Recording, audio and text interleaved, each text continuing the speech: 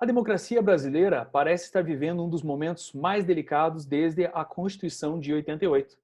Declarações recentes via imprensa e redes sociais de atores mais ou menos importantes têm afetado diretamente a harmonia e o bom funcionamento dos três poderes. Só nessa semana, assistimos ao filho do presidente e deputado federal dizer que não é mais uma questão de se, mas de quando haverá o rompimento. E o próprio presidente afirmar que colocaria um limite nas ações do STF, alegando perseguição de seus aliados. E observando essa disputa, temos um Congresso inerte e visivelmente dividido, que tenta, à sua maneira, conduzir a parte que lhe cabe nesse latifúndio. Em meio à situação de caos institucional, poderíamos dizer que estamos saindo de um presidencialismo de coalizão para um presidencialismo de colisão? Esse é o tema do Assuntando de hoje. Eu sou Rafael Condas, jornalista, doutor em comunicação e professor universitário. E tenho comigo aqui também o jornalista, professor e doutorando em ciência política Edson Gil e o advogado, professor e especialista em processo penal e mestrando em direito canônico Piero Madaloso. Senhores, vamos do início, né? Em que pé que está a nossa democracia? Está à beira de um precipício, eu diria. Como, na verdade, é uma marca registrada já de um movimento, inclusive, de juristas, né? Bom, em primeiro lugar, olá, Edson, Rafael, o nosso público aí que mais uma vez nos assiste. Então, assim, nós vivemos hoje uma absoluta incerteza do amanhã democrático, né? A gente não sabe, ou melhor, a gente prevê, já consegue anteprever algumas atitudes aí do nosso governo maior, do executivo, no sentido de dilapidar diariamente, né, corroer gradativa e diariamente as bases da nossa democracia, atacando desordenadamente os poderes da República, o que já demonstra um grande desequilíbrio, digamos, técnico, né? Algo que gera muito, assim, uma insegurança muito grande, talvez não vivida até hoje, né? Ou pelo menos não visualizada até hoje com tamanha proporção, né? São ataques, são agressões, são calamidades verbais ditas aí de uma maneira, repito, desordenada e até irresponsável, né? Ficando por isso que eu digo que a democracia está à beira de um precipício, porque passo a passo está chegando no limite dos limites. Se alguma providência vai ter que ser tomada, aí os poderes instituídos, né, precisarão se manifestar contra, prevenindo aí um mal maior que está a olhos nus, visivelmente alcançável. Piero, Rafael, eu sinceramente entendo assim que essa tua frase aí foi bem pertinente, Rafael, em relação à questão do presidencialismo de colisão. Por que colisão, né? Porque até então o presidencialismo no Brasil, desde a redemocratização do país, ele sempre teve essa negociação com o Congresso, né, com a Câmara dos Deputados, com o Senado. Às vezes, a gente pode dizer que essa negociação ela não foi muito sadia, principalmente por todos os escândalos que a gente viu de corrupção aí, envolvendo tanto o Poder Executivo quanto o Poder Legislativo, isso eu digo do Congresso, né, das duas casas legislativas brasileiras. Porém, digamos assim, por mais que o presidencialismo de coalizão estivesse capengando, digamos assim, com todos esses problemas oriundos aí da corrupção, esse presidencialismo agora de colisão também ele não demonstra fortalecer o executivo, muito pelo contrário, ele está enfraquecendo o executivo a cada dia, né? Porque a gente tem um presidente, mas são 513 deputados e 81 senadores, mais 11 ministros do STF, né? E eu não falo isso em nenhum momento colocando o presidente como vítima num processo onde existem tantas pessoas envolvidas contra ele contra todas essas instâncias de poder, né? Mas sim como um ator que, ao invés de se ajudar e buscar o diálogo, ele busca a atenção do público dele, no caso dos seguidores dele, e da própria imprensa, e com isso criando sempre um clima ruim através desse conflito. Então, praticamente, todas as vezes que o presidente se manifesta em relação isso já foi pior em relação à questão da Câmara dos Deputados do Senado, está melhor um pouco depois que ele fez aí as pazes com o Centrão, mas agora a bola da vez é o STF, né? Então, a cada vez que o STF se manifesta em algum assunto que interfira no Poder Executivo, principalmente sobre essa questão aí das fake news e tal, o presidente Bolsonaro acaba se manifestando de uma maneira a colocar em xeque muitas vezes a autoridade desse poder, né? E de acordo com os preceitos democráticos e do que diz a própria Constituição brasileira, a gente tem que levar em consideração que tanto o STF como, quando eu digo assim, o STF enquanto Poder Judiciário e o Poder Legislativo, né, representados ali pela Câmara dos Deputados e pelo Senado Federal, eles representam instâncias dos poderes que são importantes para que a própria democracia exista de uma maneira saudável, né? A partir do momento que a gente tem apenas o poder na mão do Poder Executivo e que não tem o Judiciário e nem o Legislativo que consiga fazer esse contrapeso, né, a gente coloca em xeque também a própria democracia, que fica fragilizada, digamos assim, com o poder ficando nas mãos apenas de uma pessoa, né, ou apenas do Poder Executivo. Eu acho que é interessante só a gente fazer só um último comentário com vocês em relação a isso, que já desde Montesquieu, lá na criação, no caso dos três poderes, né, isso no decorrer da história,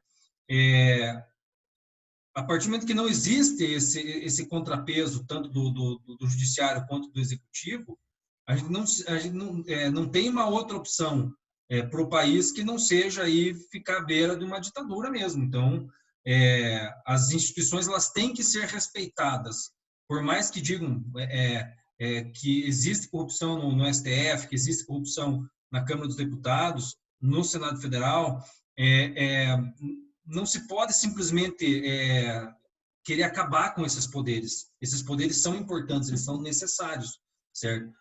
Tem que fazer um saneamento mesmo, tem que fazer uma limpeza em relação à questão dos políticos que são eleitos, e quem elege esses políticos somos nós mesmos, né? Então, essa responsabilidade de quem está lá nas duas casas legislativas é nossa, enquanto população, né? E na questão do Supremo Federal, do Supremo Tribunal Federal, existe toda uma questão que é uma escolha do presidente, isso está na legislação, e se por um acaso a população se sente desconfortável com a maneira com que o STF é composto, certo? Cabe a procurar o próprio legislador, os deputados, os senadores, para que altere a legislação em relação a isso, certo? Não simplesmente querer acabar com o poder porque não concorda muitas vezes com a postura de quem nos representa nessas instâncias de poder.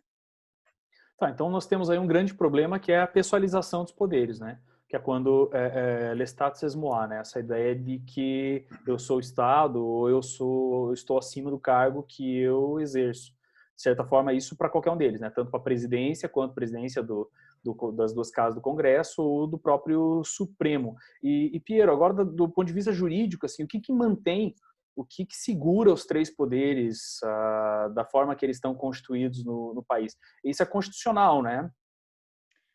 Sim, o sistema, vamos chamar assim, tripartite, né, do Estado, a separação dos três poderes, ela inclusive é conteúdo de cláusula pétrea, né? Ela, uma vez fixada, ela não pode ser mudada, salvo por uma reforma constituinte, né? Não pode ser sequer objeto de emenda constitucional e muito menos de lei ordinária.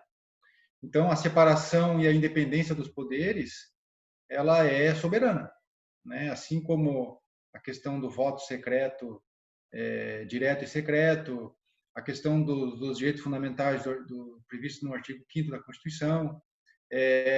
Então, uma vez fixada essa separação e essa independência, ela não pode ser objeto simplesmente de mudança porque um partido quer ou desagrada outro, enfim, né? Seria necessário uma reforma constituinte aos moldes de como foi lá para a Constituição Democrática de 88.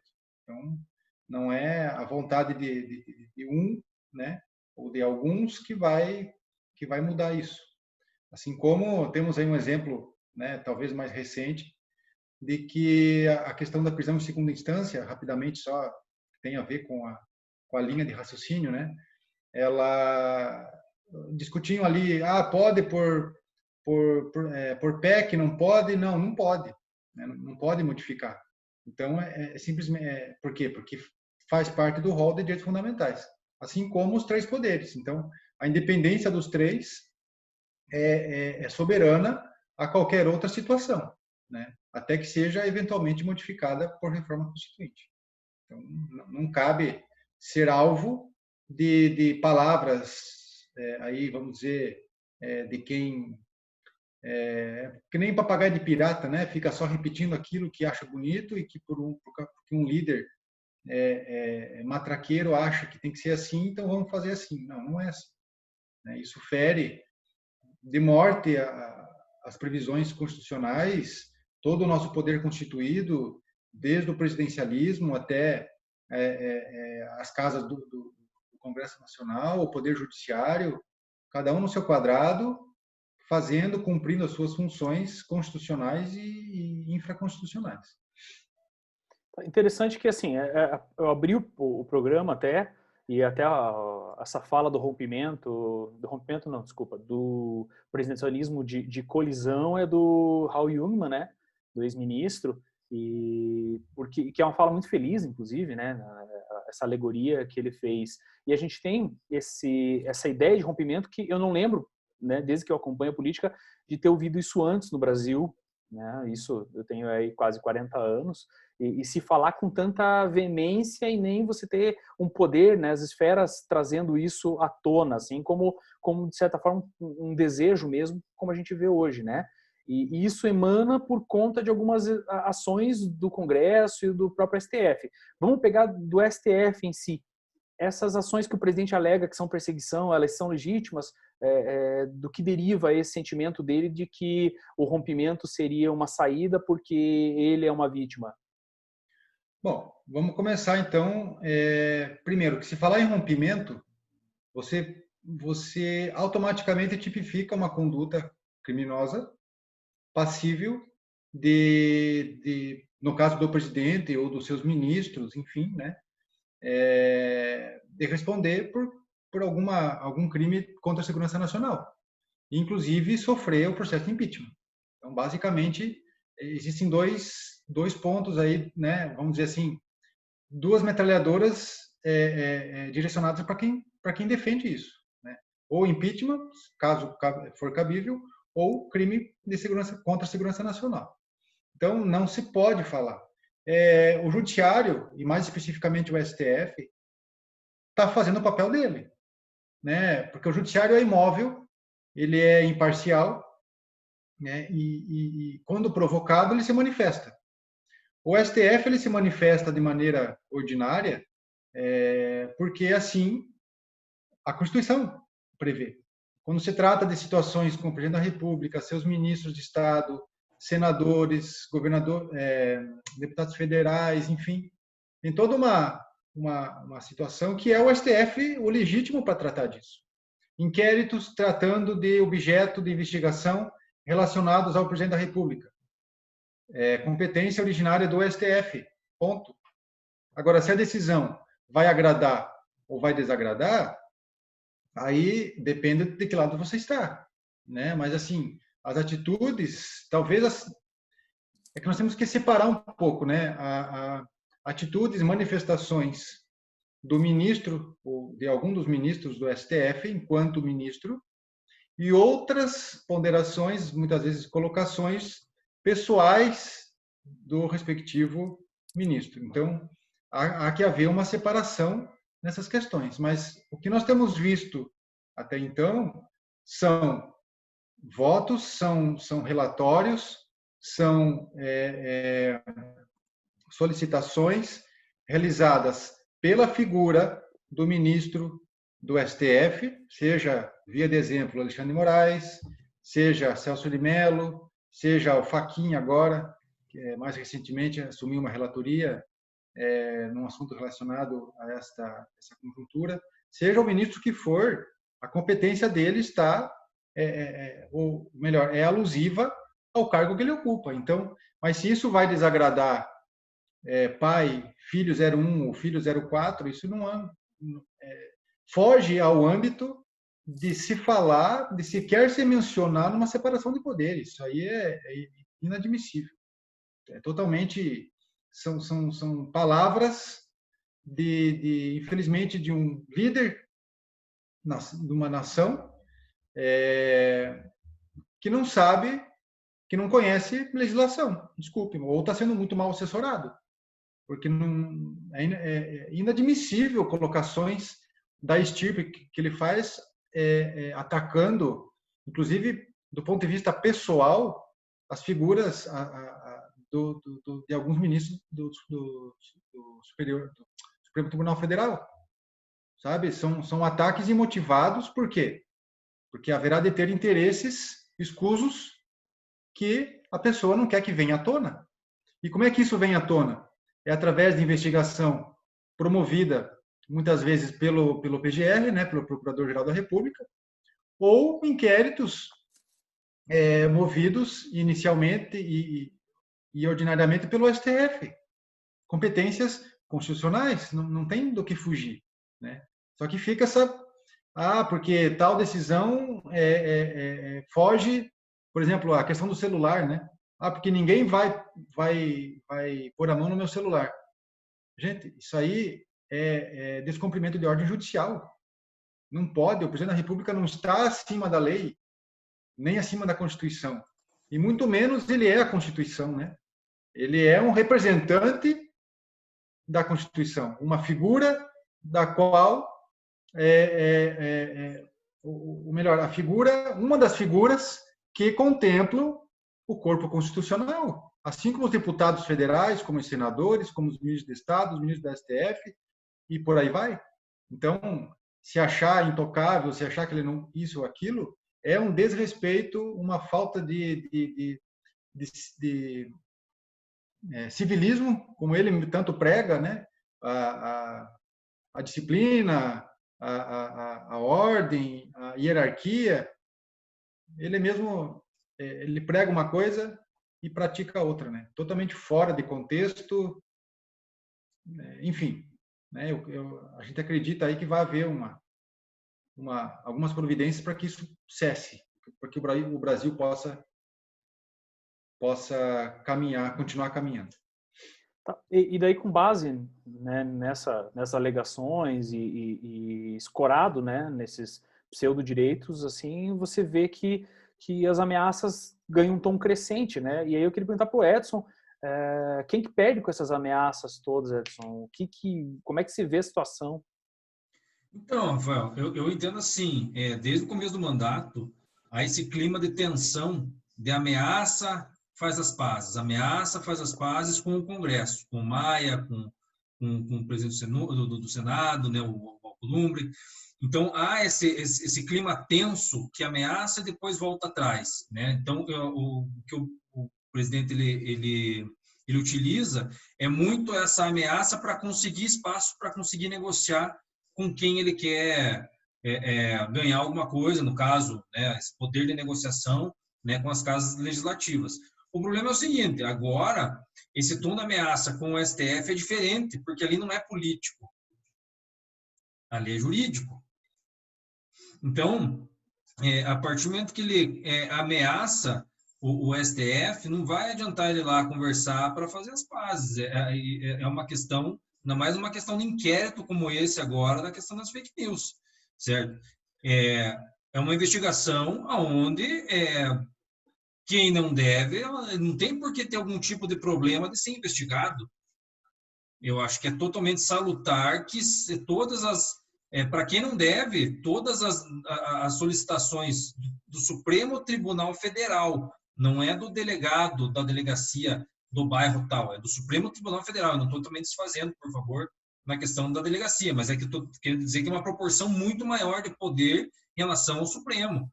E considerando isso,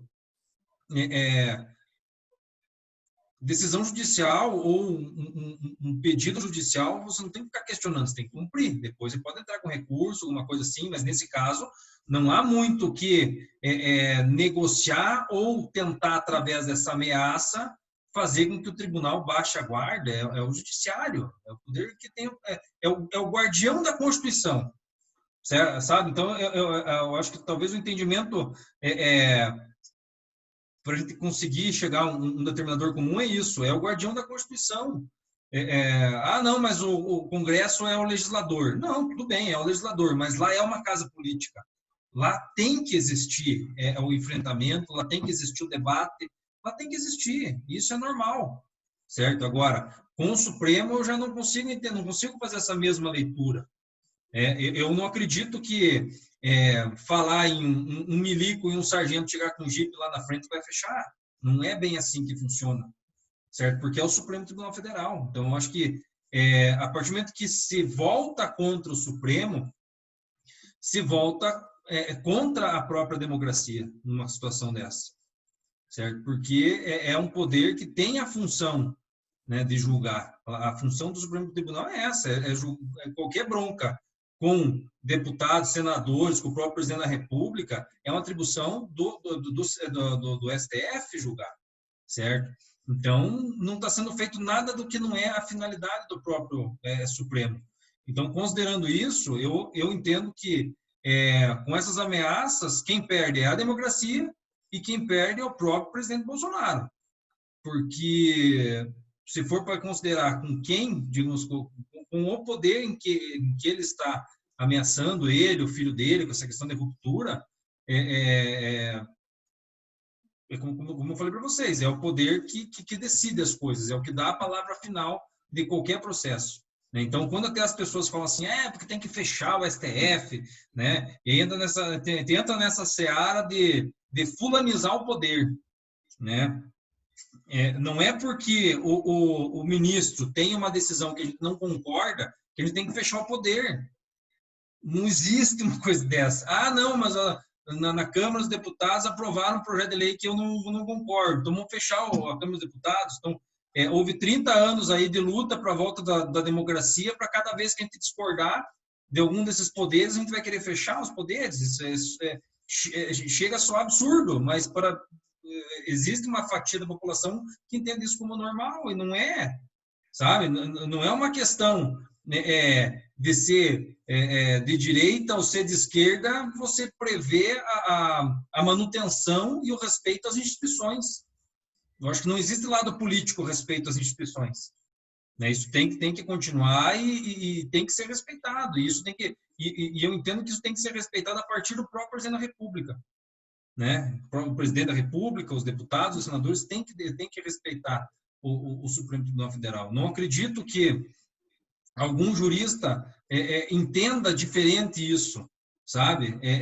Que os poderes não devem ser respeitados para a manutenção da democracia. Então, assim, dentro disso tudo, pegando, né, o que foi falado, o que a gente falou hoje, vocês acham que uma ruptura, então, não é possível, não é algo tão simples como a torcida espera que seja, porque parece que existe realmente um desejo de uma parcela, eu acho que muito pequena, que aí entra nesse público que você falou, que entende que se eu não gosto, eu vou fechar, e talvez seja a mesma pessoa que acha que se o médico me diz que eu estou doente, eu tenho que matar o médico e não tomar um remédio, né? Ou não procurar um tratamento. Então, você acha que essa ruptura não é tão fácil assim, vocês, no caso, ela não é tão fácil de ocorrer e ela possivelmente não ocorra, ou existe um risco iminente de que isso aconteça? Qual que é o ponto de vista de vocês? Bom, aí existem duas linhas, né? A ruptura, vamos dizer assim, no plano fático, né? É um pouco melindroso falar nisso, mas a ruptura moral, vamos chamar assim, né? Por quê? Porque tem que haver o respeito mútuo. Acabou o respeito mútuo, nem casamento dá certo, muito menos um sistema democrático, né? Então, se romper o respeito, eu entendo que está rompido o sistema democrático de um ponto de vista um pouco até como é que eu vou dizer assim, pessimista, tá? Mas está rompido um sistema que deveria agregar para o bem da Constituição, o nosso bem, né, o bem da nação. Do ponto de vista técnico-legal, um rompimento ele não é viável e não é, aceitável na proporção e da maneira como está sendo colocado. Já houve ali menção à volta do AI-5, porque a aplicação da ditadura novamente, intervenção militar, mas são todos meios, vamos dizer assim, atécnicos e de pessoas que não sabem o que estão falando, não viveram as respectivas épocas para que estejam defendendo hoje o retorno disso ou daquilo, ou são pessoas mal assessoradas que realmente não têm conteúdo naquilo que elas estão falando. Então, não, eu não acredito em rompimento legal do sistema, apenas um rompimento moral, que, aliás, já está acontecendo, né? Tanto é que há o levante aí de algumas instituições, como a Ordem dos Advogados do Brasil, tem um movimento específico de juristas agora, encabeçado aí pelo nosso presidente do Conselho Federal e por outros, Dalma de Abreu Dalari, tem o Dr. Maris, são renomes nacionais aí do sistema judiciário e que realmente estão tentando, né, trabalhando para botar um freio nisso tudo e para que o estrago seja o menor possível. Então, a gente acredita nisso e, por isso, esse combate aí, para que não haja realmente uma ruptura, né, uma busca de uma ruptura técnica jurídica. E eu até complementando, Piero, o teu raciocínio, eu entendo assim, essa ruptura moral realmente eu acho que já aconteceu até, né? Tipo, sim. Já aconteceu, né? A partir do momento que se coloca em xeque o trabalho de um outro poder, essa ruptura já acabou acontecendo. E isso, até certo ponto, gera até uma discussão, na verdade, amplia a discussão, porque a gente vê, então, engajar numa discussão mais ampla, né, os juristas, como você acabou de falar, a Ordem dos Advogados, tem um outro movimento agora, que até está unindo aí forças de diferentes lados, né, Estamos Juntos, se eu não me engano, é o nome do movimento, que está unindo aí tanto o pessoal, o Fernando Haddad do PT, né, o Flávio Dino do PCdoB, tem o Luciano Huck, que eu acho que nem tem partido ainda, o Fernando Henrique Cardoso, né, que já foi presidente da República pelo PSDB. Então, as lideranças já estão começando a se sentir incomodadas com o que está acontecendo, certo? Justamente com essa falta de harmonia entre os poderes. Foi uma das coisas até que o próprio Rodrigo Maia falou essa semana agora, né, considerando até esse mal-estar, né, que está acontecendo em relação ao presidente com o STF, pedindo que o presidente pare de desorganizar as coisas, pare de bagunçar, né, e que governe, né? Estamos aí em meio a uma pandemia que está morrendo um monte de gente e o cara encrencando com o STF por querer investigar, né, pessoas próximas a ele. E eu volto a dizer o que eu falei antes. Quem não tem medo ou melhor, quem não tem medo de investigação é porque a princípio não deve. Agora, quem tem medo, né, é complicado. Então, acho que tem que se deixar investigar. Se ele não deve nada, por mais que seja o presidente da República, por mais que sejam os filhos do presidente da República, se não deve, cumpre-se o rito da investigação, é inocentado, morre a bronca, a vida segue, né? O que não dá é para justamente num momento de tensão como esse, ficar criando ponta com os outros poderes, com um monte de gente morrendo diariamente, como está acontecendo, né? Então, esses movimentos, eles são pertinentes que apareçam justamente porque, para que seja colocado em pauta na agenda política brasileira, a própria relevância dessas ações que o presidente faz e como que isso impacta no país, né? E fora outras questões aí que a princípio já eram um compromisso de campanha, que até agora não andaram e assim por diante, né? Uhum. E assim, partindo disso, onde é que vocês acham que a nossa democracia, então, errou para se colocar numa posição de beira, de precipício? Assim, será que nós, enquanto sociedade, erramos onde para que se crie esses grupos que começam a a discutir a existência e a validade dos poderes, assim, a gente não compreender, não entender assim que faz parte do processo democrático se investigar um presidente, faz parte do processo democrático o contraditório e as pessoas não aceitarem efetivamente que as políticas da presidência sejam políticas supremas. Na verdade, quem errou não foi a democracia. Desculpe, Edson. Na verdade, assim, até o meu entendimento é assim, talvez uma falta de compreensão mesmo da população, né, do que são o que fazem, o que são essas instituições, né? É muito claro, assim, pelas próprias faixas que a gente vê nas manifestações de apoio ao presidente, em muitos casos é uma falta de conhecimento do que esses poderes fazem. Eu acho que se você não sabe o que o poder faz, como é que você vai querer criticar ele? Você vai fulanizar.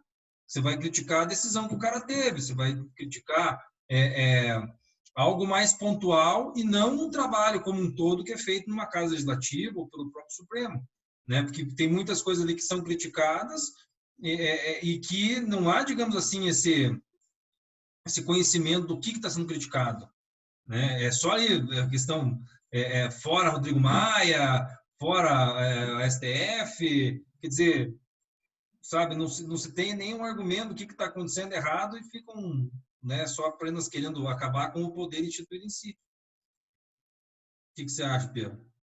Na verdade, é que não é a democracia que errou o que possa ter errado, né? Quem está errando são os operadores da democracia, né? Porque eu diria assim, o povo, talvez, não sei, porque na verdade a eleição atual veio com uma promessa de que viveríamos num mundo perfeito, sem corrupção, sem banditismo, né? Que todo mundo ia responder e cumprir os seus processos, as suas penas. Mas a gente está vendo que a realidade é totalmente outra. Por quê? Porque o sistema é feito de pessoas. E se uma pessoa descarrilha do caminho, né? Essa pessoa, haja vista que ela é como é que chama? O trem motor lá que puxa toda a locomotiva, né? Então, assim, se a locomotiva destrilhar, ela vai destrilhar toda a sequência que vem atrás dela. E é o que está acontecendo, né? Entrou o presidente com formação específica, a gente sabe qual é, sei lá, se é boa, se não é, não sei, não é esse o mérito, mas começou a agir de uma forma totalmente desarrazoada e com isso está trazendo, via de consequência, né, um efeito dominó. Ele não caiu, mas ele está fazendo com que o sistema caia. Porque se você, vamos colocar assim, empobrece ou enfraquece o Congresso Nacional, as leis que precisam ser promovidas, analisadas e votadas não saem do papel. Ou sequer, muitas vezes não são nem lançadas. Então, assim, gente, está morrendo gente a rodo. Quando é que o governo vai colocar a mão na cabeça, parar de discutir se o meu celular pode ou se não pode ser investigado, tá? E focar nessa pandemia, que, aliás, nós estamos num declive da curva que vai começar agora. Então, existe toda uma inversão de valores, inversão de prioridades, um desacerto governamental, troca de ministros como se troca de roupa, porque é eu que mando, eu que posso, eu que faço e aconteço. Então, a situação, a democracia está realmente direcionada a um tombamento se providências não forem tomadas. Isso é certo. Muito bem. Senhores, estamos chegando ao final do nosso tempo aí de programa. Foi uma discussão profícua, como diríamos. Gostaria de saber se vocês têm algo a acrescentar ou não, senão já partimos para o encerramento. Eu tenho só mais um comentário, até para pegar um gancho no que o Pedro falou, sobre essa questão do fortalecimento das instituições. Eu acho que alguma coisa deve ser feita, já passou até da hora de ser feito, porque não tem como a gente vislumbrar uma democracia se a própria população não conseguir acreditar que essas instituições são capazes de fazer os seus trabalhos que são atribuídos a elas. Em relação a isso, né, é muito importante esse tipo de movimento para fortalecimento aí, tanto do legislativo, dos parlamentos, né, e por consequência também do judiciário. Isso não importando a questão de opção política, certo? A opção partidária da pessoa independe se é extrema-direita, se é centro, não importa, se é esquerda, extrema-esquerda, né? As instituições elas têm que continuar funcionando.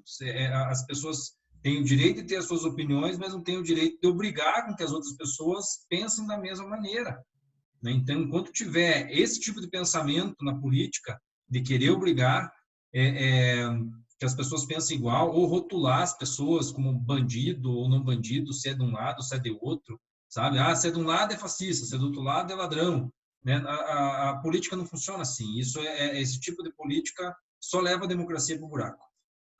Exatamente. Então, pessoal, cumprindo agora com a nossa política de compliance, para não extrapolar o nosso tempo de programa, não ficar muito longo, né? Porque é uma discussão que a gente viu que ela é muito longa, ela tem várias nuances a serem observadas e a gente poderia ficar bastante tempo debatendo sobre isso.